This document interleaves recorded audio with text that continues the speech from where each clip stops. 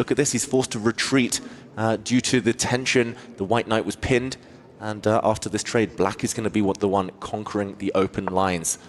Look at this, the white knight hit Firouzja. He's reeling, retreating, forced to react to these threats. Magnus is on fire, I've got to say. He really is. I mean, it's just incredible what he's done in this match so far. He's not only dominated on the board, he's winning the psychological warfare here against Alireza. Just the way he played that set one. You know, the 2 times, Alireza is very aware that Magnus could have even tried to flag him in those 2 games that eventually ended in a draw. Magnus didn't even want to do that. He finished the set with a checkmate on the board. This looks slow and steady and inevitable coming in from Magnus. The queen and the rook battery on the C line.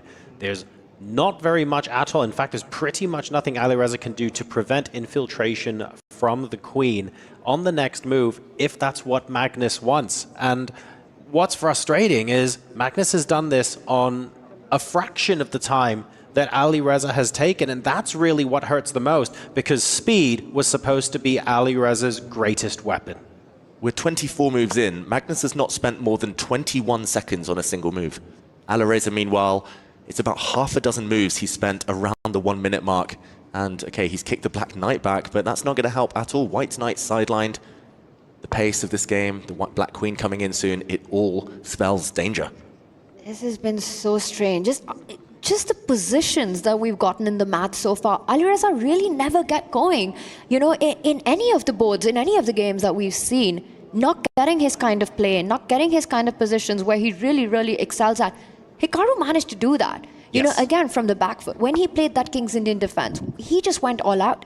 Somehow, Alireza hasn't been able to get that on the board for himself. And that looked similar to what Magnus is doing in this game, because Hikaru was able to engineer a situation where he built a small advantage and kept building on it and kept building on it and shut down Magnus's counterplay. And you could tell in that game yesterday, Magnus was very uncomfortable when that situation happened. We need Firouzja to be able to engineer the same thing, but he hasn't been able to. Look at this, another question mark move appears. The bar slides, saying that Magnus has an over 3-point advantage. That's because Alireza's moved up a pawn, weakening his king. It might be time for the black queen to swoop in. So many targets in mind there. The black rook as well. Hopefully, he would be hoping that it lands on c4. The black bishop there on d3 instead, hitting a white rook. Not the best from Magnus, but good enough to maintain the advantage. I think he's going for the queen trade here, Tanya. He's going to be hoping that he can pick off the white b-pawn in the near future. The only thing Magnus has to be careful of is counter play here from queen to e7 incoming. And that would combine the queen and the knight attack on the f7 pawn, so definitely something that you want to think about. You know, the bar says Magnus is doing great, but you see a move like queen e7 as your opponent's threat, and you start thinking about, maybe I need to be a little careful, need to go on the defense here.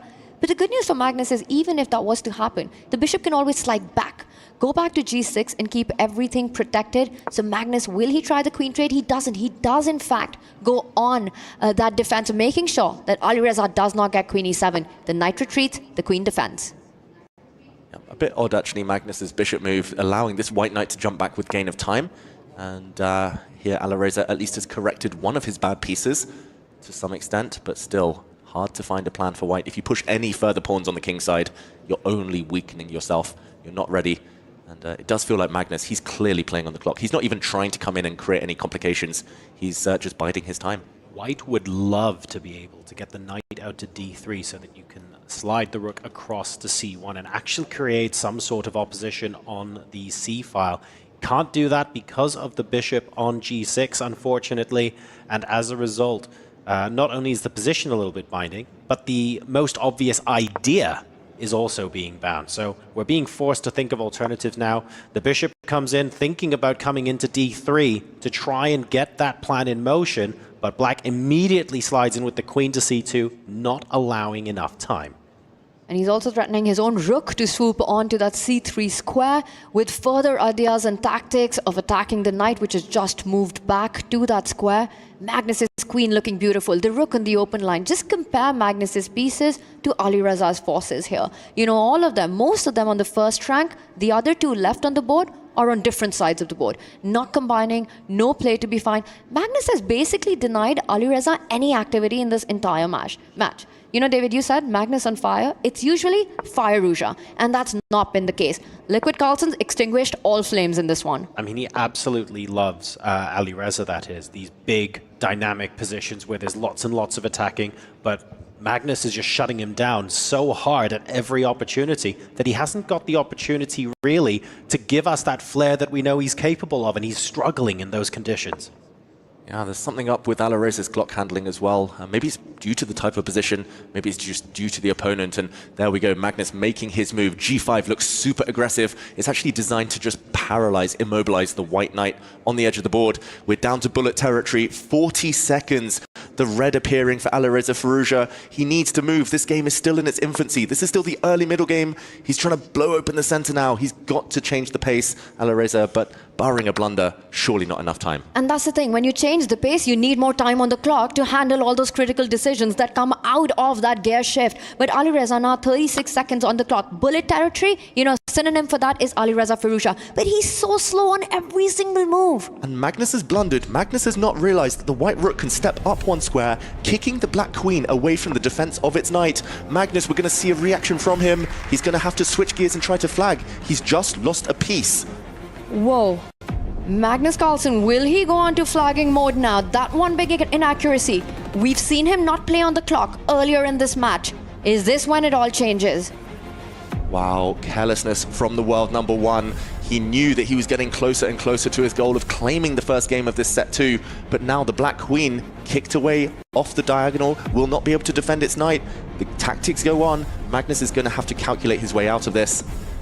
And it's pretty complex, right? Because black has the option of pinning that bishop on the first rank, trying to target the other knight at the edge of the board. Magnus, he's gone in to find that resource mode right now. There are still tactics that exist, but Magnus, is he finding them? That is a huge shift. Magnus now, he's going to have to show us something that he hasn't been reluctant to do so far in this match. He has to flag Firouzja.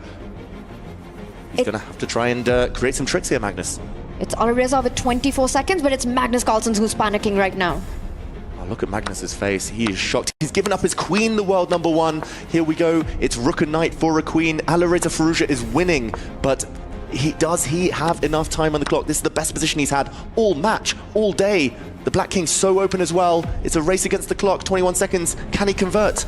That is the big question. Will it be enough time? He needs to combine that queen and bishop first. He completely disconnects black's rook, and Alireza with a shake of his head, just wishing he had that extra minute on the clock.